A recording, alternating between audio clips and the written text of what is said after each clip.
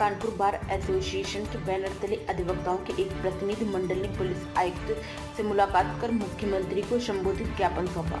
प्रतिनिधि मंडल ने commissionerate police के ऊपर आरोप लगाते हुए कहा कि पुलिस द्वारा अधिवक्ताओं के साथ भेदभावपूर्ण नीति अपनाई जाती है, जिस पर कानपुर बार एसोसिएशन के साथ साथ अधिवक्ताओं के अन्य संगठन विरोध कर रहे हैं और इस संदर्भ में पहले भी कई बार ज्ञापन दिए जा चुके हैं, परंतु पुलिस व जिला प्रशासन ने इस पर कोई भी ध्यान नहीं दिया।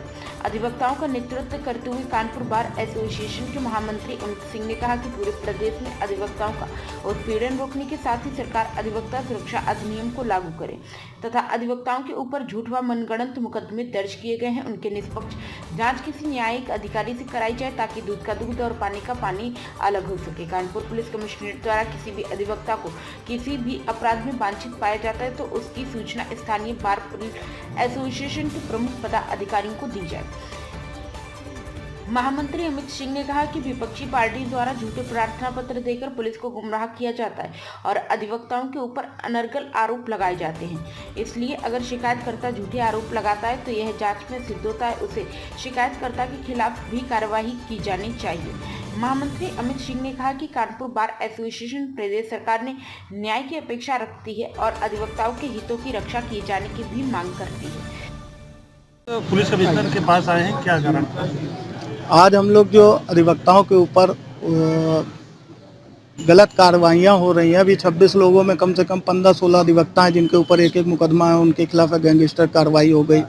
और जो पहले हम लोगों का तय था यहाँ से पुलिस कमिश्नर साहब के यहाँ से कि महीने में हम लोग 2 मीटिंग करेंगे, किसी भी अधिवक्ता के खिलाफ कोई भी मामला आता है तो बार को सूचित किया जाएगा। वो मीटिंग करीब 3-4 महीने से नहीं हो रही है और ना हम लोगों को सूचना करी जा रही है। तमाम निर्दोष अधिवक्ताओं के खिलाफ झूठे प्रार्थना पत्रों पे कार्रवाई हो रही, मुकदमे दर्ज किए जा रहे हैं। उसके विरोध में आज हम इनसे मिलने आए थे। इनको हम लोगों ने ज्ञापन दिया है कि अब अगर किसी अधिवक्ता के खिलाफ झूठा मुकदमा लिखा जाएगा तो हम लोग बड़े से बड़ा आंदोलन करने के लिए मजबूर होंगे। क्या आश्वासन दिया?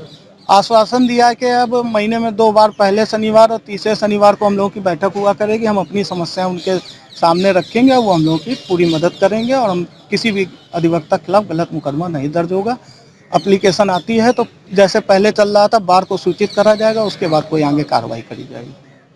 अधिवक्ता महोदय से आना हुआ है, क्या कारण? देखिए, हम लोग 2 कारणों से यहाँ पर आए थे। एक तो जो गैंगस्टर की कार्रवाई 26 अधिवक्ताओं के खिलाफ एक तरफा करी गई है, उसके विरोध में। दूसरा, जो माननीय उच्चतम न्यायालय का एक लेटेस्ट जजमेंट आया है जिसमें ये कहा गया है कि अगर कोई अधिवक्ता किसी वादकारी की पैरवी कर रहा है तो उसमें पुलिस को नोटिस जारी करने का कोई अधिकार नहीं है, ना अधिवक्ता को बुलाने का अधिकार है। वो अपने क्लाइंट के हित में काम कर रहा है। इधर अभी एक मैटर बिठूर हम लोगों के संज्ञान में आया। एक वकील साहब ने रजिस्ट्री कराई थी और उल्टे उन्हीं के खिलाफ बिठूर थाने में FIR दर्ज करा ली गई। तो हम अपनी सर्विसेज देते हैं, हम प्रोफेशनल्स कहलाते हैं, हम अपनी सर्विस दे रहे हैं, उसमें पुलिस बाधा बन रही है क्योंकि पुलिस की घूस में हम बाधा हैं। अगर डायरेक्ट वो आदमी जाएगा तो पुलिस आम आदमी की ऐसी तैसी कर देगी, लेकिन कानून के आदमी के साथ जाएगा तो पुलिस ऐसी तैसी नहीं कर पाएगी।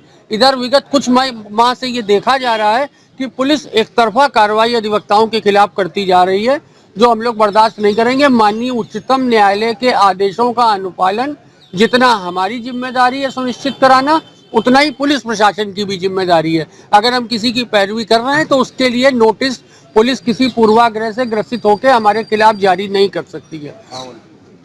कमिश्नर साहब ने इस बात का आश्वासन दिया है, कहा है ग्रीवियांस कमेटी की मीटिंग होगी, शनिवार को मीटिंग हुआ करेगी और उसमें जो भी मसले होंगे वो आपस में डिस्कस करके और संज्ञान में हम लोगों के आने के बाद ही डिस्कशन के बाद उसमें कार्रवाई की जाएगी।